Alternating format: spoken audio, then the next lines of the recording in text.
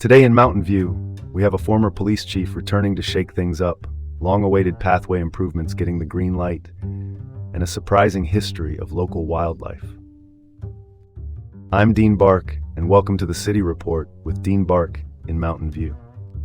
All right, let's dive in.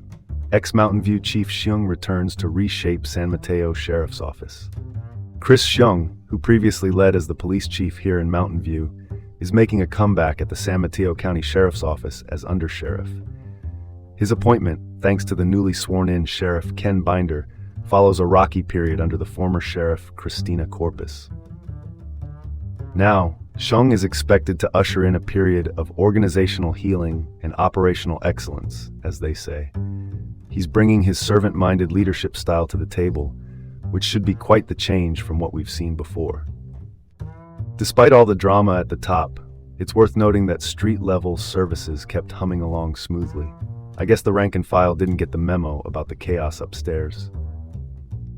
Xiong's return is a promising step towards stability in a previously tumultuous environment. Moving on.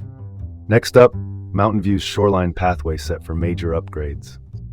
After what feels like an eternity, Mountain View City Council has finally approved an $8.7 million project to revamp the Shoreline Boulevard pathway. For those of you who enjoy a good stroll or bike ride, this means a new 10-foot wide ADA-compliant path is on the way.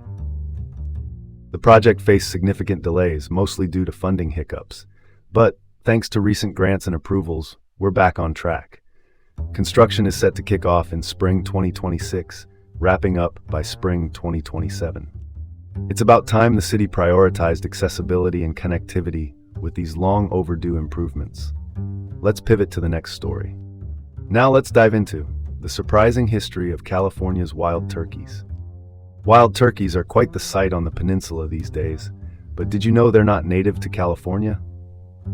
The history of these birds is as colorful as their feathers. Originally, a native species existed over 10,000 years ago before vanishing due to overhunting.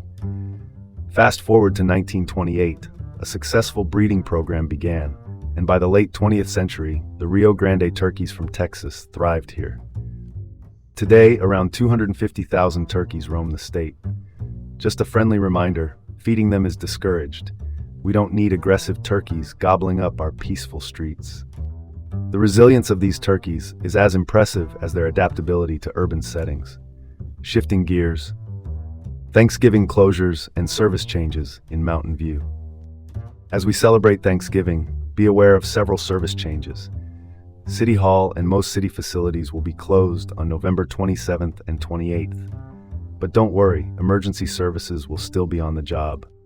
Public transportation, however, will be on an altered schedule, and garbage collection will be delayed by a day.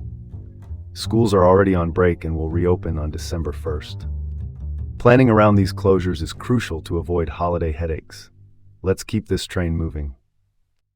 Last up, new romance bookstore cafe A Novel Affair set to open in Los Altos. Get ready for a new spot to indulge your literary and caffeine cravings.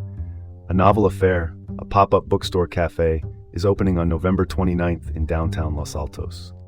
Founded by friends Young Lei and Julie Pham, this cozy nook will offer romance books paired with themed drinks. After the pop-up, they hope to add coffee, wine, and light bites and eventually establish a permanent location. Combining literature with a social environment is a novel idea that's sure to draw a crowd. And that's where we'll leave it. That's all for today on the City Report with Dean Bark in Mountain View. Have a great day, and join us again tomorrow.